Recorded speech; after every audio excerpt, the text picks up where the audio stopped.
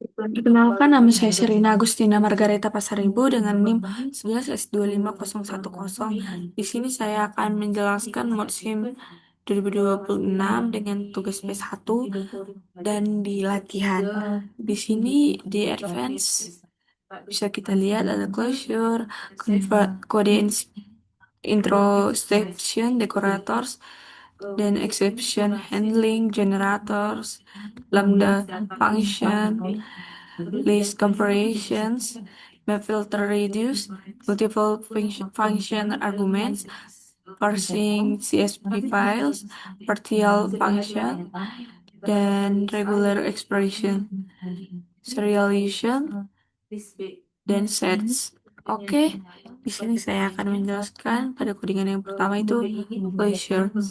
Jadi di closure sini bisa kita lihat ada codingan di bagian ini ada fungsi di dalam fungsi ba- dalam fungsi dalam masih mengingat nilai dari fungsi luar walaupun fungsi luar sudah selesai.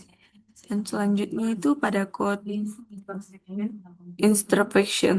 introspection. Bagian ini menunjukkan kalau Python bisa melihat dan menggunakan kembali fungsi yang sudah ada dengan bantuan partial. Kita bisa tahu bagaimana fungsi dipanggil dan juga di apa namanya? Diproses. Dan selanjutnya di sini ada decorators. Di sini decorators sudah ada codingannya. Jadi fungsi yang decorators itu pada codingan ini konsepnya mirip dengan closure, tapi biasanya dipakai buat nambah fitur ke fungsi lain atau decorator itu memungkinkan kita buat menambahkan proses tanpa mengubah isi fungsi utama pada coding. Dan selanjutnya ini pada codingan selanjutnya itu ada di exception handling.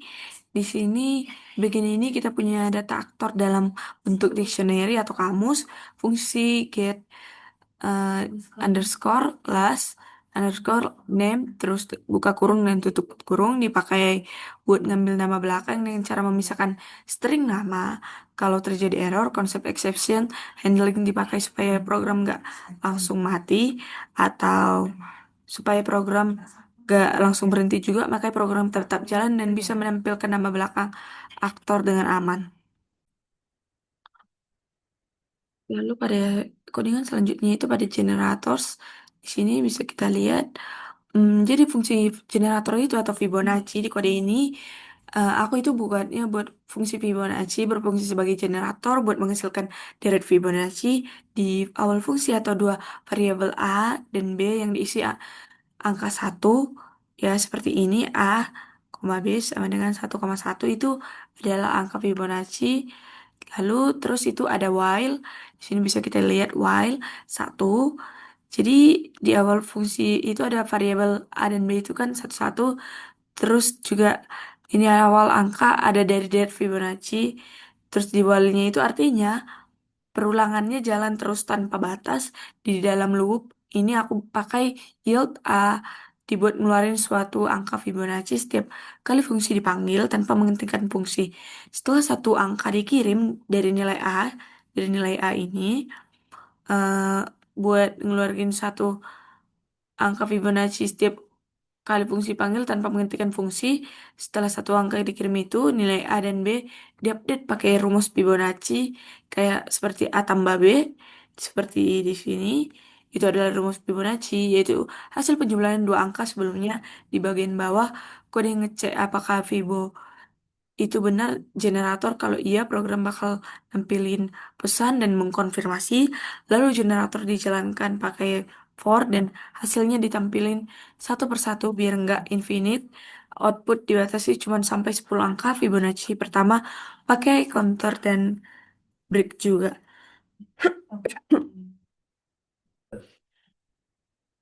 Terus selanjutnya itu ada lambda function. Di kode ini aku pakai lambda function itu buat ngecek apakah sebuah angka itu ganjil atau bukan. Kayak di sini aku buat misalnya itu ada variabel u, v, w, x itu aku buat u bintang tambah v bintang 3 tambah w bintang 2 itu buat ngecek itu ganjil atau bukan. Terus terus list satu berisi beberapa angka, lalu dicek satu persatu pakai loop for lambda lambda x persen 2 sama dengan satu. Bakal ngembaliin true kalau angkanya ganjil, false kalau angkanya genap, makanya hasil yang muncul adalah nilai true atau false untuk setiap angka di dalam list. Jadi,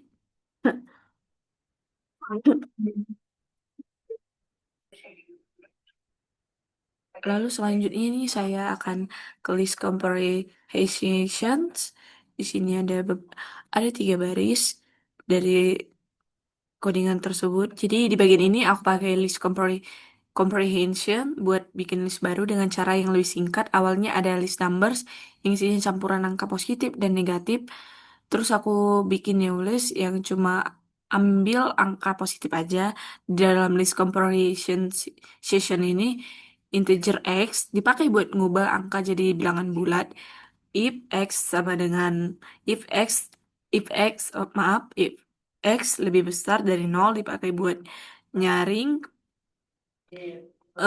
angka positif. Hasil akhirnya adalah list angka bulat positif yang ditampilkan ke layarnya. Dan selanjutnya itu pada codingan map, filter, radius. Jadi di bagian ini map dipakai buat mengubah semua data, misalnya mengkuadratkan angka. eh, Lalu di filter dipakai buat nyaring data tertentu seperti pada codingan di sini ada pertama itu di my floats itu angka seperti nilai seseorang, terus my names itu nilai ini itu nama-nama, terus my numbers. Lalu reduce dipakai buat menggabungkan semua data jadi satu nilai. Hasilnya masing-masing langsung ditampilkan ke layar sesuai fungsinya. Jadi, semuanya itu ada fungsinya di sini. Lalu selanjutnya di sini saya akan melanjutkan pada multiple function arguments. Di sini fungsinya multiple ini atau lambda di dalam loop. Di bagian ini sebenarnya konsepnya sama seperti sebelumnya. Lambda tetap dipakai buat ngecek apakah nilai itu ganjil atau genap.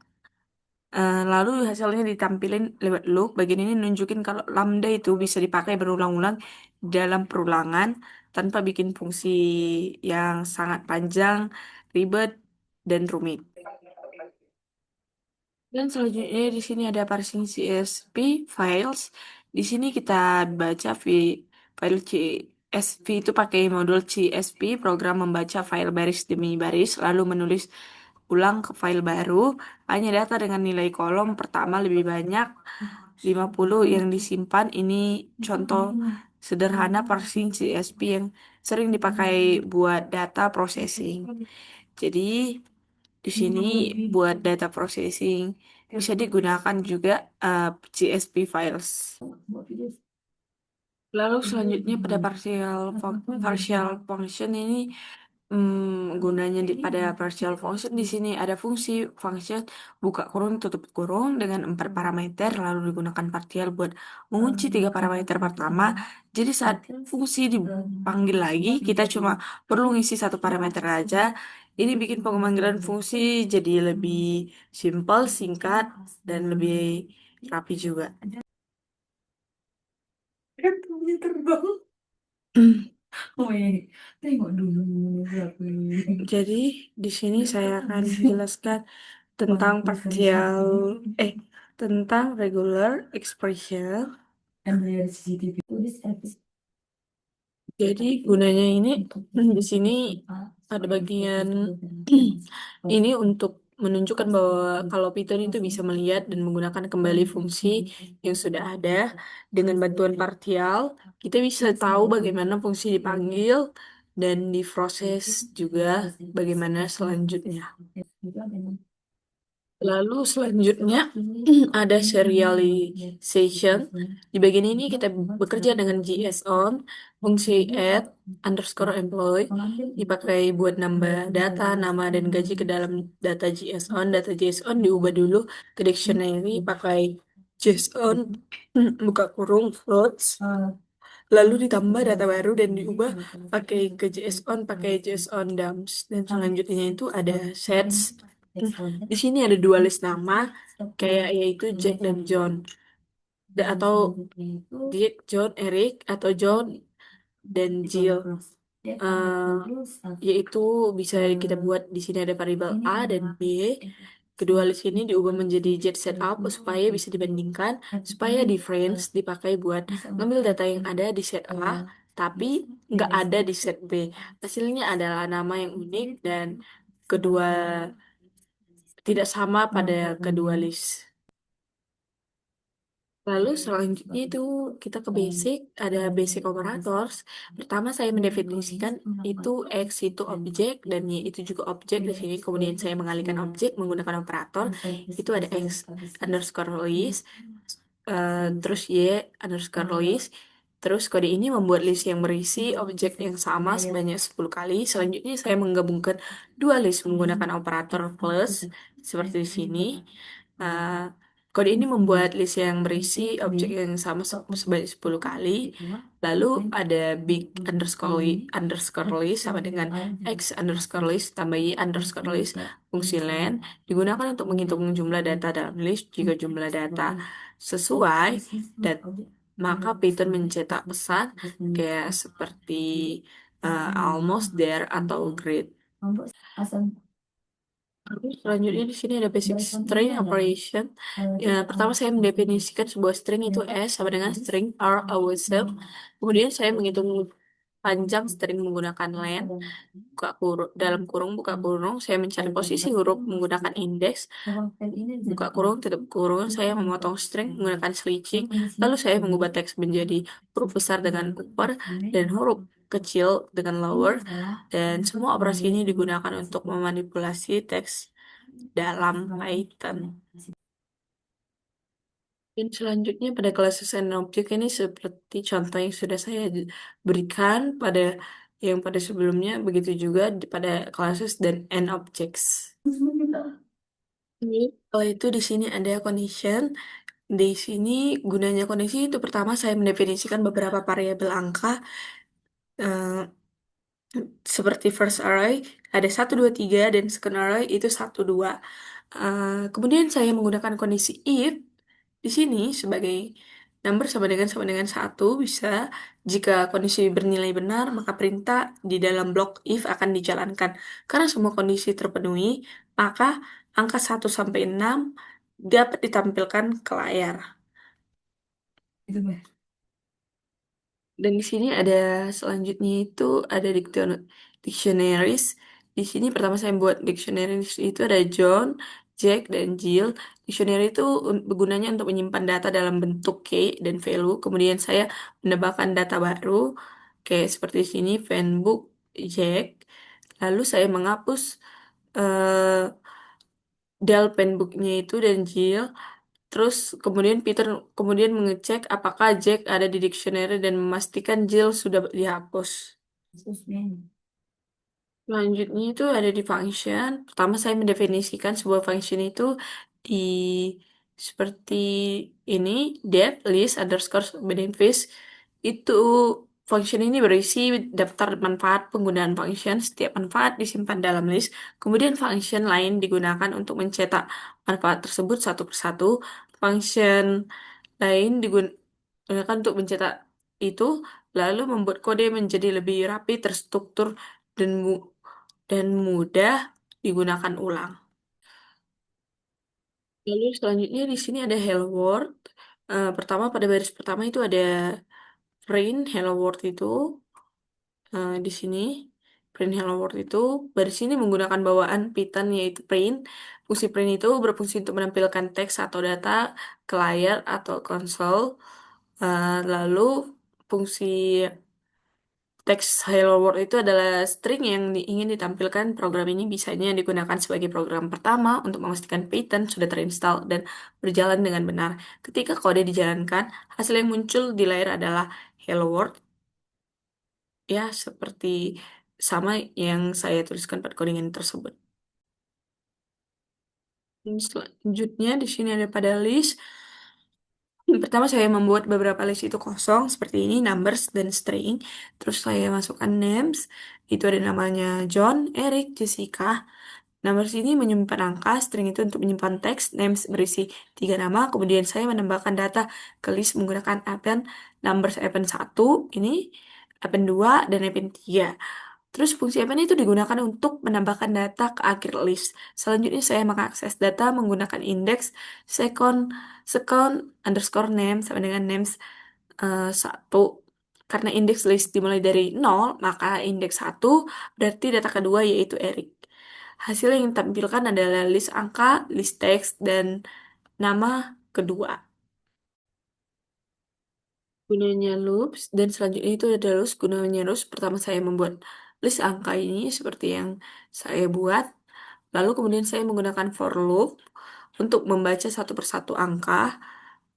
Jika angka adalah ganjil, maka continue digunakan untuk melewatinya. Jika angka adalah 237, maka break digunakan untuk menghentikan loop. Hasilnya hanya angka genap yang ditampilkan sebagai 237 yang ditemukan. Dan selanjutnya itu ada pada modul sandbox. Pertama saya mengimpor modul, import array seperti ini. Lalu modul array digunakan untuk pengolahan teks menggunakan regular expression. Kemudian saya menggunakan fungsi dire di sini. Kode ini menampilkan semua fungsi yang tersedia dalam modul array. Lalu saya memfilter fungsi yang mengandung kata find. Hasilnya adalah daftar fungsi yang berhubungan dengan pencarian teks. Lalu selanjutnya itu pada string and formatting di sini bisa kita lihat. eh, Pertama saya mendefinisikan beberapa variabel kayak seperti name itu ada John Doe dan balance-nya 53,44. Kemudian saya menggunakan string formatting untuk printing. Di sini bisa kita lihat printingnya. Persen %s itu digunakan untuk string, persen 2 F digunakan untuk angka desimal dengan dua angka di belakang koma. Saat kode dijalankan, Python mengganti format tersebut dengan nilai variabel. Hasilnya itu dengan Hello John, the way your current balance is $53,44.